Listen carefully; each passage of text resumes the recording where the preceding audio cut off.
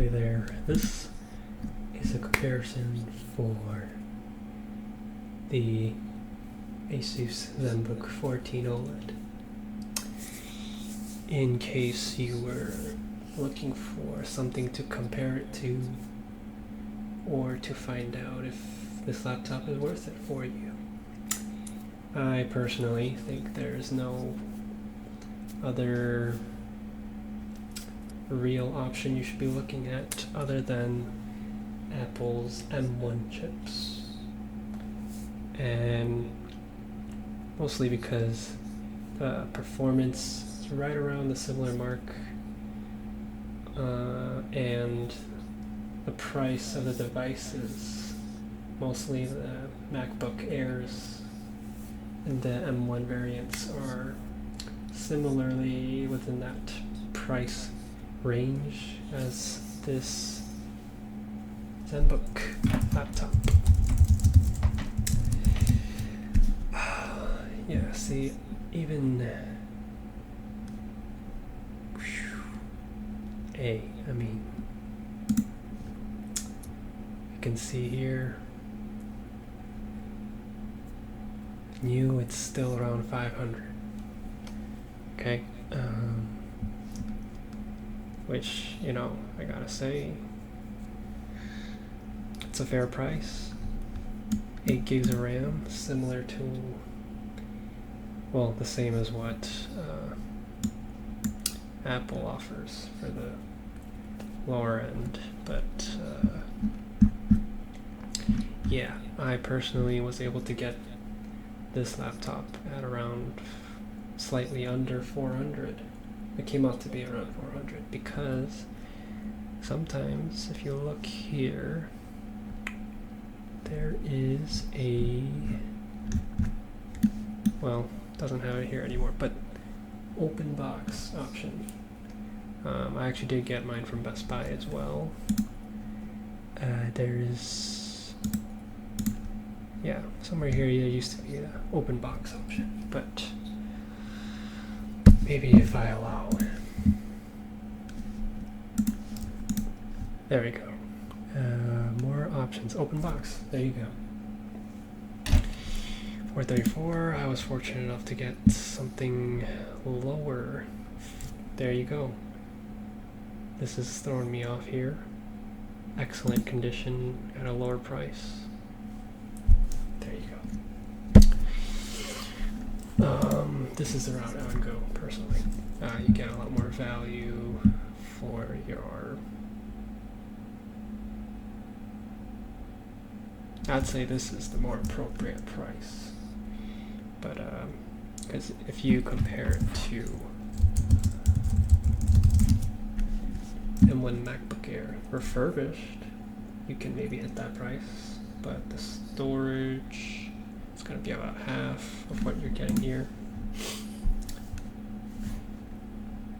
Okay, so less than half.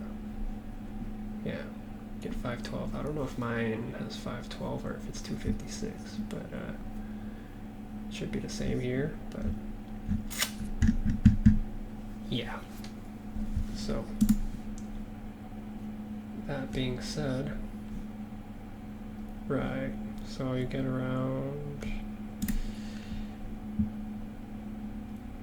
So renewed, refurbished, you'll get around you can get similar pricing, but the better thing about open box is that they haven't been through any major issues. They've just been returned by the customer because they tried it, didn't feel like keeping it. And so I'd much rather that than a device that's been kind of rebuilt from, who knows if the parts are brand new that they put back in. It could have just been working parts from another used machine. So yeah, well, I don't really know much about the refurbished process, but I feel like that's very plausible. Anyway, we'll get to that in a second. So yeah, I feel like this is you know, the Zenbook, this particular one, 14-inch OLED, not the X or the other variants, but that's just the plain one is, I think it's a good option for, excuse me, if you do not have very demanding or heavy workloads. Like the most intense thing you're going to be doing is like 1080p video editing, or yeah, if you have to do any 3D work, this is definitely not, well, I don't think you'll be looking in this price range anyway, but yeah, so it's just to give you a cap on what you should use as a benchmark of what you would realistically use this laptop for is, you know, so I have tried editing, I have successfully edited videos on this laptop, but using DaVinci Resolve. But editing at 1080p with what's the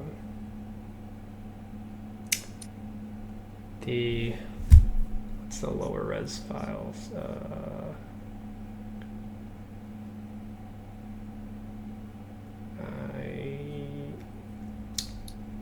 You know, the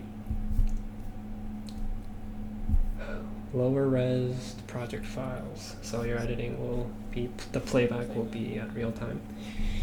I just cannot seem to recall the term right now, but you know, 1080p editing, you'll be fine.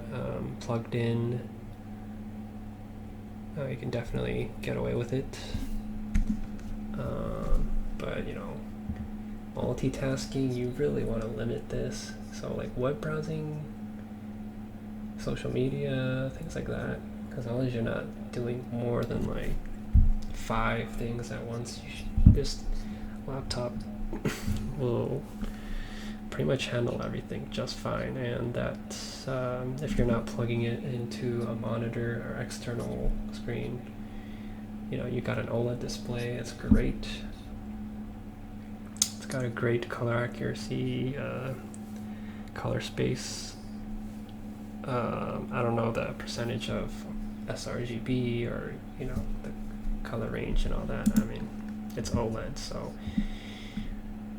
it's a lot better than what you're gonna find in a lot of other laptops with similar specs and size, dimensions. But yeah, so here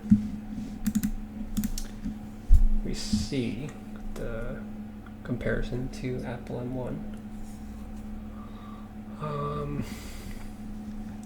You know, pretty close, but the iGPUs are slightly noticeably better on the Apple chip, along with their power efficiency. Nothing surprising there, because Apple M chips are very known for that attribute. So it's pretty close. This doesn't really matter because you're gonna have 8 gigs. You could find a model that has 16 gigabytes speed, but you have to be very deliberate on that because you cannot swap out RAM sticks on this laptop, which is a big bummer because this laptop would be so much higher value if they allowed RAM stick swaps. But yeah, they kind of pulled an Apple there. So you have to be very intentional with that, and of course the price is gonna change with that. It has more cores, but real world usage, depending on what you do, will it be better? And this is why Apple has better power efficiency, because of the architecture, but not architecture, sorry, the chip size. And here we have some benchmarks. It wins some, it loses some by a lot in others. So for me, someone that just uses my laptop for just general work, like desk work and browsing, consuming content. This doesn't really. Oh, sorry. Where is it? Yeah, it's. I haven't noticed any, I guess, issues. But for people that do care about this, take note of this. Yeah, then you get some more details here. Blender CPU. Wow. I mean, to be fair, the i5 does have more cores, more threads, so I guess this does make sense. Again, power per watt. Yeah, it is a newer chip, so it has that going for Intel there. And here you can see the proof that there's more cores. It has a lower base frequency, but it turbo boosts up. Not sure what the M1 goes up to, but I'm pretty sure it's similar or maybe even higher.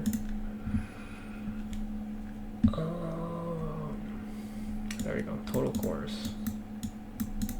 That'll really make a difference. It'll help. L cache. Yeah, I mean, yes, you do get better RAM speed, but realistic, like real world usage, 8 gigs is 8 gigs for most scenarios, so I don't think most people will have to be too concerned about DDR5 or 4 and what the speed is clocked at, but it does make a difference, I guess. But for most people it won't be. Wow, that is surprising. Well, I guess if you are a Windows user and this is within your budget, this does make a lot more sense, but if you care about that extra GPU power, that's also going to be more power efficient, which allows you to do slightly more heavier workloads. So like going back to video editing, you might be able to do a little more. And as you know, Apple's devices always have they uphold their value longer. So not that really matters, but for some of you, if you care about that, you know that is a thing. Yes, and then some of you might be thinking, okay, but if I get the Zenbook, can I install Linux on it?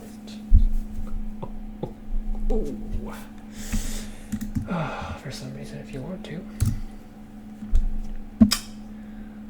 There is someone who posted about it, their experience. They were successful. They had to do some things themselves. No surprise there.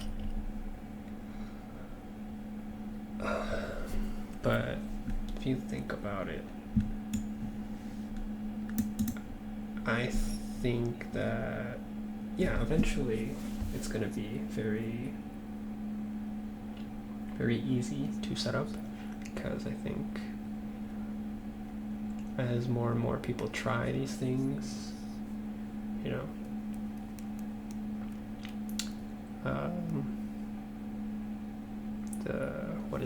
what is the repositories get updated,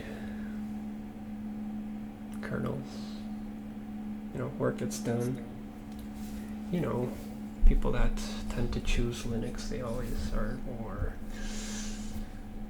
curious about finding out what they can do. Like they really, yeah. like to me, in my mind, like Linux users, they're so fascinated by, oh wow, look, I can tell my computer by manually typing out commands to have it do something that normally can be done with mouse clicks. Yeah, sorry about that. I mean, you know it's true though. But I did see someone else try to install, was it Debian? I think someone also tried, okay, yeah, Fedora. Someone also tried, I'm sure someone's tried Ubuntu, but at this point, you might have to wait a while or try to fix things yourself. So that's kind of where it's at. I mean, it was several months ago, that article or that forum post looked like it was in 2024, but still, I wouldn't expect progress to be that fast. So, yeah, there you go. If you are a Windows user, yeah, that is not looking to buy a laptop, that is, you know, you actually want a smaller laptop, 14-inch, that is not for gaming, that doesn't, you don't need it for heavy workloads, but you just need something that's reliable, efficient, portable, gets the job done. It's relatively quiet, but when it's under load, it does get kind of like, but it doesn't sound like some of those other laptop fans. That sounds like a jet taking off, if that makes sense. But it's just like a strong breeze coming out from your laptop or something. But I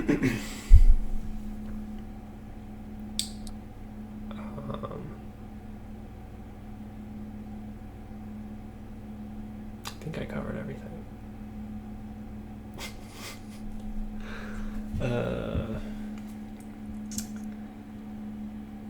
Yeah, so you know, keep in mind the price point. It's pretty good if you do a lot of multitasking. You know, you might want to find a laptop that has 16 gigs at least. I'd say that's like a bare minimum, but yeah, 8 gigs, you have to be pretty deliberate and intentional with your tasks. So maybe you could say it helps you stay on task more because it restricts your bandwidth. Forced focus. I don't know. I don't really have any issues with it, but just keep that in mind. So, yeah, I think what this information can do for you is, you know, you got the comparison with Apple's offering at a similar performance and price. But if you are not satisfied with that 8 gigs of RAM, you know, at least now you know, like, kind of where this laptop stands, and then you can find either the larger capacity variant of this same laptop, or just find another laptop, a Windows laptop that has more RAM and a better CPU, and see if you can match up the price on that, and see if you can find something that's worth it. But me personally, like, yeah, there's not much reason to go much more powerful for laptops, in my opinion,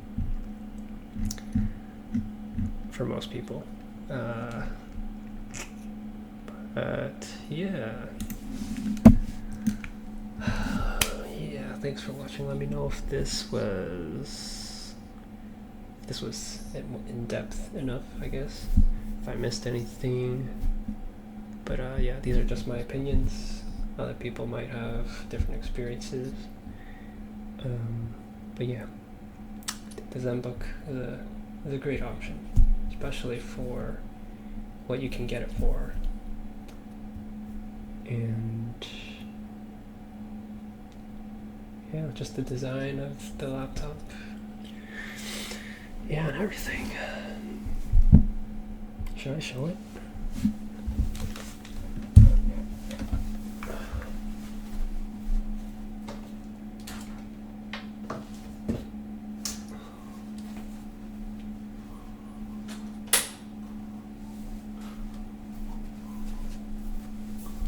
Yeah, so here you go.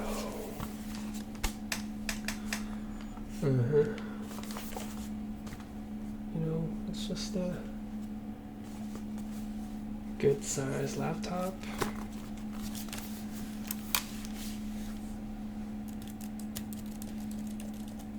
I don't know, I just really like this. I think one thing you should know is that when you first hold this device, you will kind of question its integrity and build quality, but once you kind of get used to its unique design, like you find out that it's designed so that it takes force and all the just the right, it has just the right amount of it has just the right amount of flex and sturdiness, while also still, you know, maintaining its build quality. I mean, you can see, I mean, it has everything. Sorry. I mean, it has everything you need. Headphone jack, HDMI. That's a full HDMI. I mean, yeah, do Apple devices, you have to have a Thunderbolt adapter, right? Not sure, but yeah, this video is long, so I'm not gonna look at it. It has a micro SD card slot. And these 3 fan holes, which get pretty loud, but it's very effective. Standard webcam. I think it's like 720p, or it might be worse. I don't know. It's not the best, but it works. Touchpad. Oh yeah, a lot of Windows laptops. Hear that? A lot. This touchpad is actually, it feels like kind of like high quality in the sense that your clicks register properly. 2-finger works well. Like when I got this laptop, I was like, oh wow, it actually functions as well as like Apple laptops that I've tried using. Because like a lot of Windows laptops, the trackpad is either like they have a like weird texture on it, or like when you swipe up or down with your fingers, it doesn't really register sometimes. But this laptop, I guess a lot of modern laptops, they've got it down, but this one, it feels good. You know, it works fine. It's very smooth. It's very responsive, and yeah.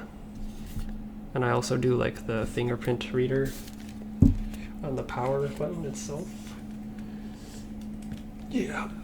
But I will say, like, it's a hit or miss, honestly. It sometimes will recognize it when it wants to, but, you know, when it does, it's a great experience. You just have your finger on it when you press the power, and if you pressed it correctly, you'll boot in without needing to type in your password. If not, just gotta type in your password or PIN. Not a big deal, but yeah, I guess that's another point. I don't know if the M series laptops, if it has Face ID or not, or Touch ID.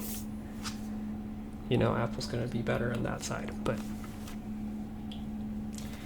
yeah, it's very, very small thing that most people won't really care too much about, in my opinion.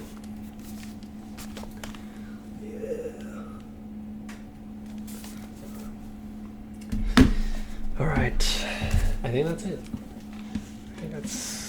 that is literally everything. Hopefully, yeah, hope that helped. See you around.